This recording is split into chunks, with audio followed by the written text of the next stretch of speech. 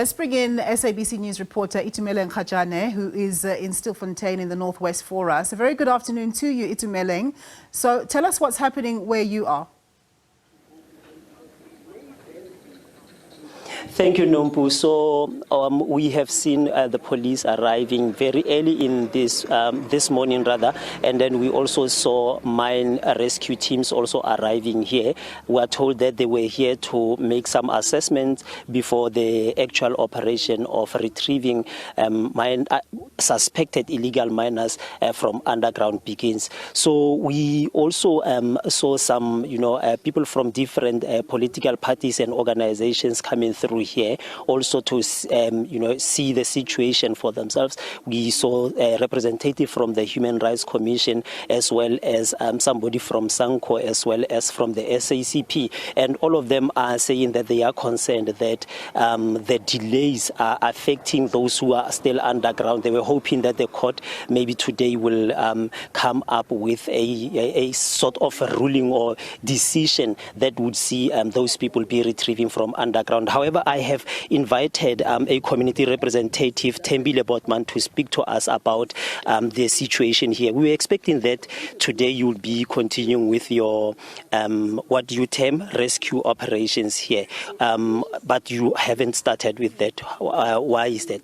Yes, we haven't started because there's a resolution that was taken by the committee that was established by Minister Mkhuno, that today the operation team or professional operation team that is outsourced will start clearing the site and start designing a quicker way or a machinery that will rescue many people at least at once. So today, as the community volunteers, we will just come and try to communicate the message underground that people must move 50 meters away from the rattles, from the holes, so that as they are clearing, we don't have casualties that are unnecessary, maybe a stone that will make the underground to collapse.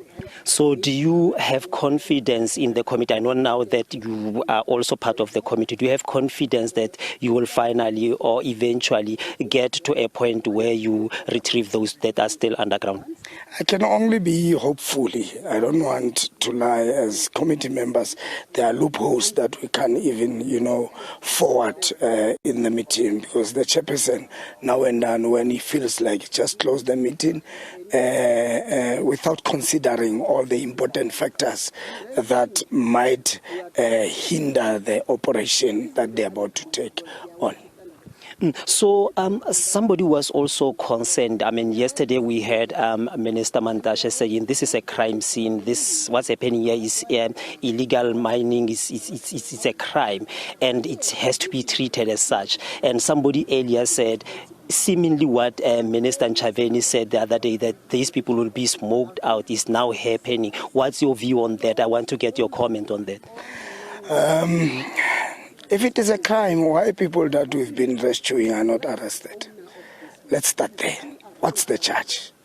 I mean, Minister, I feel Minister, his statement must be complemented by the charges of the court, because everyone that is being retrieved here, he goes to police station. If you are not from South Africa, you are deported. That's the only thing that is being done. If you are a South African, you are just cleared, you go home. So I would at least appreciate if the minister can base his statement based on the fact. Facts is that these are ownerless. These mines are ownerless, and the minister should have done a regulator like the Minister of Mineral Resources long time ago.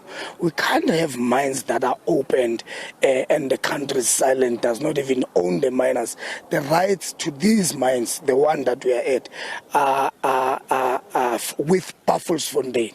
They mined, and after mining, what you do, you don't apply for closure.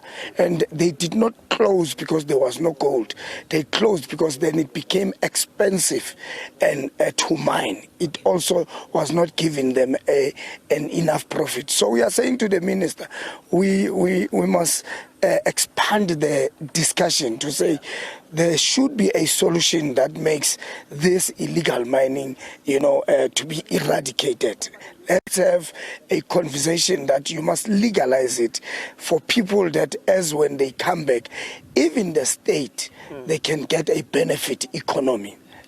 So there's Tembile Botman. He is a community representative. His last words are that this should be formalized. What's called illegal mining should be formalized, and that should be led by the Department of Mineral Resources. As you heard yesterday, Minister Kgajane saying that he will not come here because this is a crime scene. And we also asked him about the sealing of some of these shafts that were left open, and he said some of these were left or abandoned before 2002 when they introduced some regulations so that those who are mining, they don't just leave the mines, they also rehabilitate so that illegal mining doesn't take place. Back to you in studio, Nompu.